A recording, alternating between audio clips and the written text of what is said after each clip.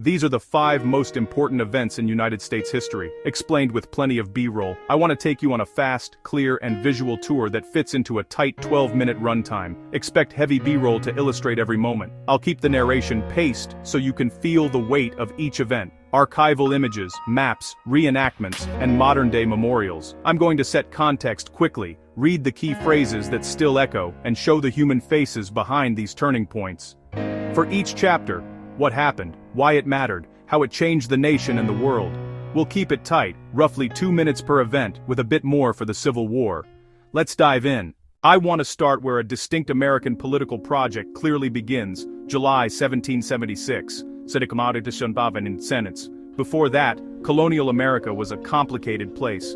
British laws, colonial legislatures, trade restrictions, and a growing sense that rights were being ignored. The Declaration was both a list of grievances and a statement of a new political identity. Its language, life, liberty, and the pursuit of happiness became national shorthand. I'll read those phrases as we linger on the manuscript.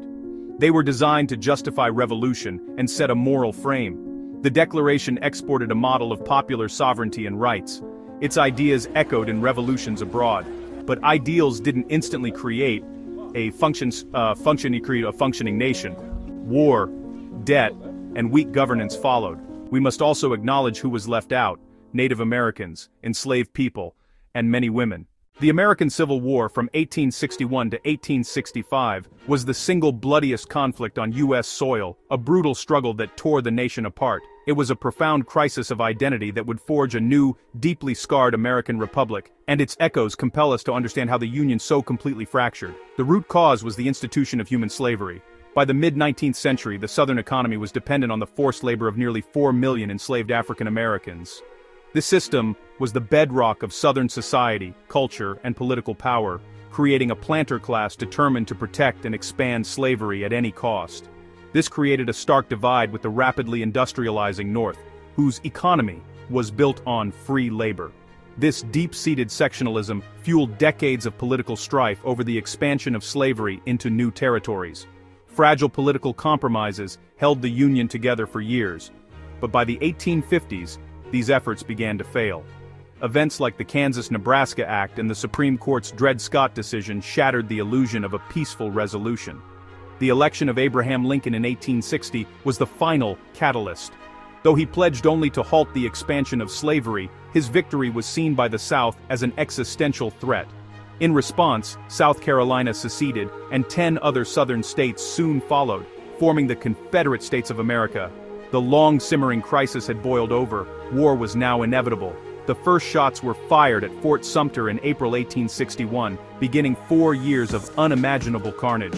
From the horrific bloodbath at Antietam to the pivotal struggle at Gettysburg that turned the tide for the Union, the scale of fighting was unprecedented. The conflict culminated in campaigns like General Sherman's destructive March to the Sea, which aimed to break the South's will to fight by targeting its infrastructure.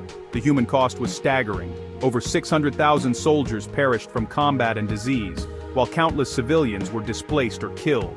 Behind the statistics are the faces of young men from every state who answered the call of duty for the Union or the Confederacy. The war did more than preserve the Union. It fundamentally transformed it. Federal authority expanded, and the definition of American citizenship was remade. The conflict's end brought 3 crucial constitutional amendments: the 13th, which abolished slavery; the 14th, which granted citizenship and equal protection; and the 15th, which prohibited voting discrimination based on race. The service of nearly 200,000 black soldiers and sailors in the Union Army and Navy was instrumental, not only in winning the war, but also in staking a powerful claim to freedom and citizenship.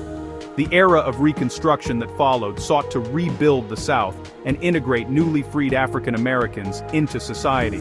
However, this effort was met with fierce backlash, making the promise of freedom a contested and uneven reality for decades. The Civil War ended one chapter of American history and began another. It legally abolished slavery and affirmed the permanence of the Union, but its legacies of division, sacrifice, and the ongoing struggle for equality would continue to shape the nation's course far beyond. Chapter 3. The Emancipation Proclamation. Issued on January 1, 1863, This document was not born in a moment of peace, but handwritten and announced in the crucible of a brutal, seemingly endless war. Abraham Lincoln, having waited for a Union victory to lend the act authority, issued a preliminary version after the Battle of Antietam. The final proclamation arrived as the nation entered its third year of conflict, a turning point that would redefine the very meaning of the struggle. It was a document of profound duality, both a soaring moral statement and a calculated wartime strategy. For abolitionists and many in the North, it was a long overdue acknowledgement that the war must be about ending the nation's original sin. Strategically, it was a weapon. By declaring freedom for the enslaved in rebellious territories, Lincoln aimed to cripple the Confederacy's economy, which depended entirely on their labor to sustain its armies in the field. The battlefield context framed its power and its purpose. Let's examine the key detail of its language. It declared that all enslaved people in Confederate-held territories are, and henceforward, shall be free. The words were monumental, but the proclamation's scope was deliberately limited, a fact that is crucial to understanding its immediate impact. We can visualize what it covered and what it didn't. The order applied only to states that had seceded from the Union, leaving slavery untouched in the loyal border states. It also exempted parts of the Confederacy already under Union control. This was a legal and political necessity. Lincoln issued it as a presidential wartime measure, using his authority as commander-in-chief to seize enemy resources, in this case, enslaved labor. It was not a constitutional amendment passed by Congress. Therefore, its power was tied to the presence of the Union Army. Freedom was not instantaneous. Orders moved through the army, and liberation advanced at the pace of marching soldiers, affecting the ground slowly, battle by battle, town by town. For the millions still held in bondage deep within the Confederacy, freedom remained a distant promise, contingent on a Union victory. Yet the proclamation fundamentally shifted the war's aim. The preservation of the Union was now explicitly and irrevocably tied to the cause of ending slavery. This transformation was powerfully reinforced by a new provision, the acceptance of black men into the Union Army and Navy. Black enlistment dramatically changed the calculus of manpower and morale. Nearly 200,000 would serve, fighting for the Union and for their own liberation. This service was a profound assertion of personhood and a powerful claim to citizenship and dignity. They fought with Kirch turning the tide in key battles and proving their devotion to a nation that had for so long denied them their basic humanity. As the Union Army advanced, the proclamation became a reality. For some, it was immediate deliverance from bondage. For others, a promise finally within reach. In the wake of the armies, new communities of formerly enslaved people, known as contraband camps, formed under incredibly difficult conditions, representing the first fragile steps toward a new life. Abroad, the proclamation reshaped diplomacy. By framing the conflict as a war against slavery, it made it politically untenable for European powers like Great Britain and France, which had already abolished slavery, to intervene on behalf of the Confederacy. It effectively undercut foreign support for the Confederate cause. But the Emancipation Proclamation did not end slavery everywhere. That final, legal death blow came with the ratification of the 13th Amendment in 1865, which abolished slavery nationwide. Still, the proclamation's symbolic power was immense. It transformed the character of the war, turned the tide on the battlefield, and set the nation on an irreversible path toward universal abolition. Chapter 4: The Civil Rights Movement. In the decades following World War II, a powerful tide of change began to swell across the United States. This was a fight not just for new laws, but for the very soul of the nation. It would become one of the most consequential social movements in American history, challenging centuries of racial injustice and demanding that the country finally live up to its founding ideals of liberty and equality for all. The struggle had been waged for generations, but in the 1950s and 60s, it erupted into the national consciousness with an undeniable force, fueled by a new generation of activists and a strategy that would capture the world's attention. The first major battleground was not on the streets but in the courtroom and the classroom.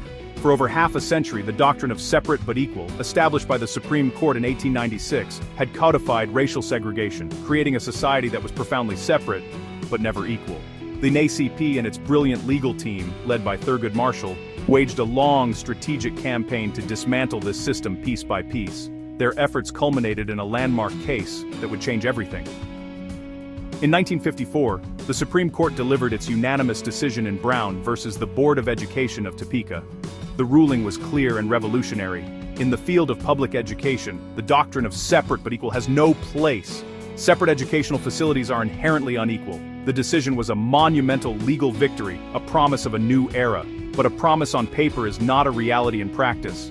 The ruling was met with what became known as massive resistance across the South. Desegregation became a national drama, playing out in front of schoolhouses and on the evening news. The law had spoken, but it would take immense courage from ordinary people to make it real. This struggle gave rise to a generation of iconic leaders.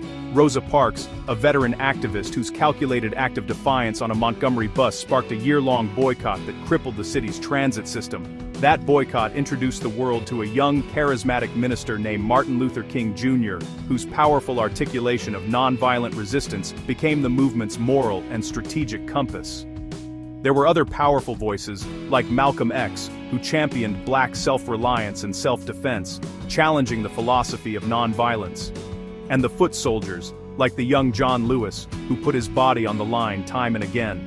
Behind them all stood figures like Ella Baker, a brilliant strategist who nurtured grassroots leadership and empowered students to organize for themselves. And alongside these famous names were countless local organizers, the unsung heroes who planned carpools, registered voters, and built the infrastructure of a revolution, one community at a time.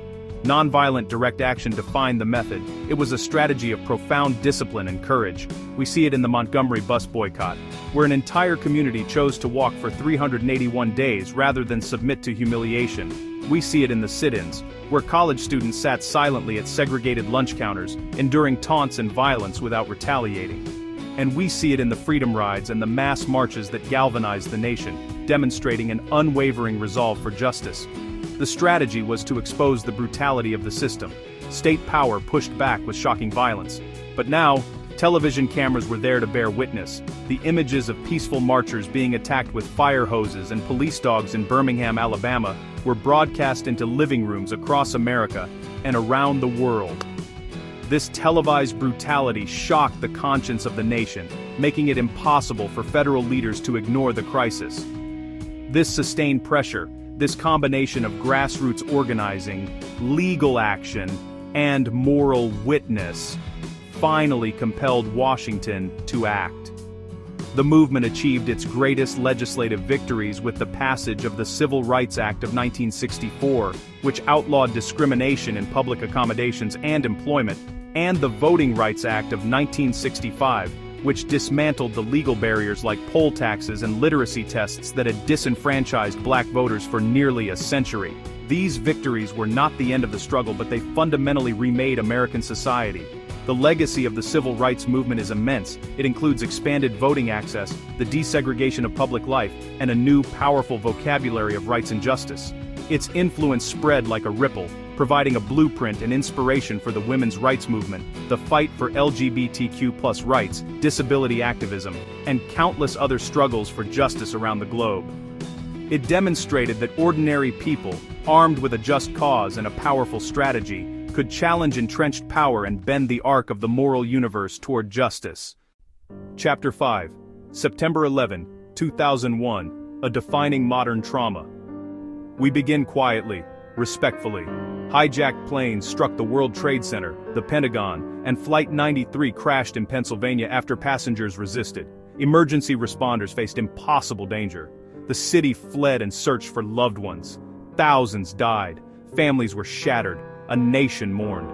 Policy shifts followed. The USA Patriot Act, creation of Homeland Security, new security regimes, war in Afghanistan, then Iraq, long commitments and complex consequences. At home, suspicion and violence toward Muslim and South Asian communities, debates over liberty and security. Long-term costs include veterans' care and ongoing debates on terrorism and intervention. We remember the lives lost, the bravery of first responders, and the resilience of communities.